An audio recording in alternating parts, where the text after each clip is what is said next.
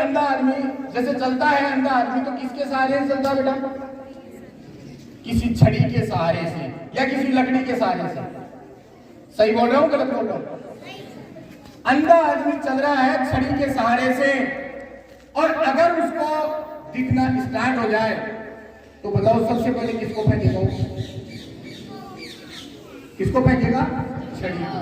जबकि वो छड़ी उसका सहारा थी, लेकिन जैसे ही उसको दिखना स्टार्ट हुआ और उसने सबसे पहले जो उसका सच्चा दोस्त था दुनिया में, एक अन्य व्यक्ति का सच्चा दोस्त उसकी छड़ी, लेकिन सबसे पहले साथ किसका छोड़ा उसने? जैसी आके आई उस दोस्त का, उस छड़ी का। ऐसे ही है आपके वाले दोस्त जो आपको अनर्गल बातें, अनर्गल ज्ञान, नकारात्मक सोच, द्वेषता, हीन भावना, घृणा, नफरत, कई प्रकार के दुर्व्यसनों से आपको भरते जा रहे हैं डेली। ये ऐसे हैं आपको लेकर।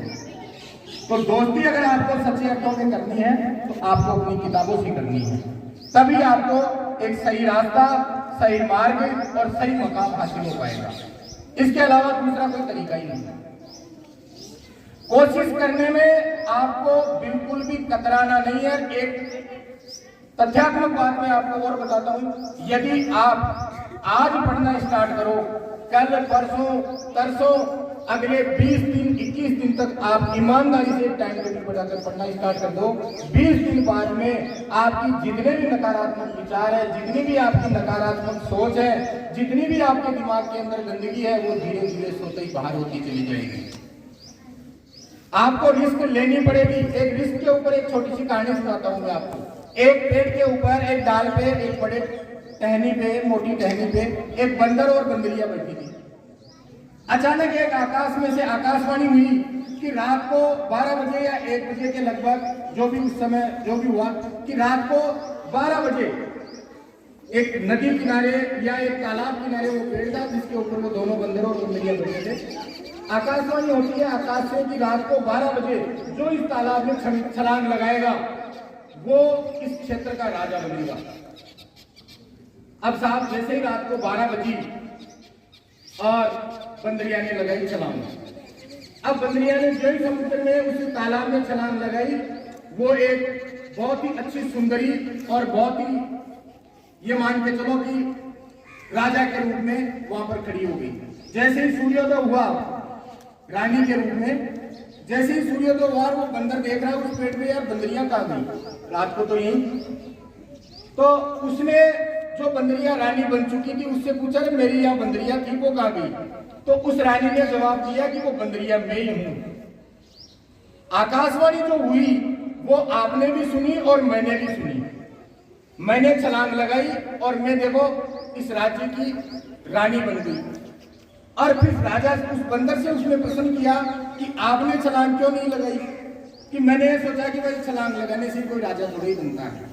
तो बंदरिया ने देखो कितना सुंदर जवाब दिया उस बंदर को कि छलांग लगानी तो चाहिए भाई, हो सकता है राजा नहीं बने, बंदर तो रहते ही रहते। भाई आप बंदर थे, बंदर तो रहते ही रहते, उसमें छलांग लगाने से भी हो सकता है राजा बन ही जाए। तो बहुत सी बार बेटा दरवाजा यानी आपकी जो किस्मत है ना, वो एक कदम आगे आपका इंतजार कर रही होती है, लेकिन आप लोग कदम बढ़ाते ही नहीं। आप हार मान जाते हो वहां जाकर के कि मेरी बस की बात नहीं है। जैसे ये कहां पर लागू होता है? जैसे जो स्टूडेंट आज चौथी रैंक पे है, 5वीं रैंक पे है, 6ठी रैंक पे है, वो ये सोच के मायूस हो जाएंगे कई विद्यार्थी कि यार पता नहीं मेरा तो पहला नंबर आएगा नहीं। ऐसी धारणा कभी नहीं रखनी है। आपको कोशिश पूरी करनी है, हो सकता है राज तिलक आ रहा होगा की बात। तो ऐसे प्रयास आपको करते रहना है और निरंतर करते रहना है।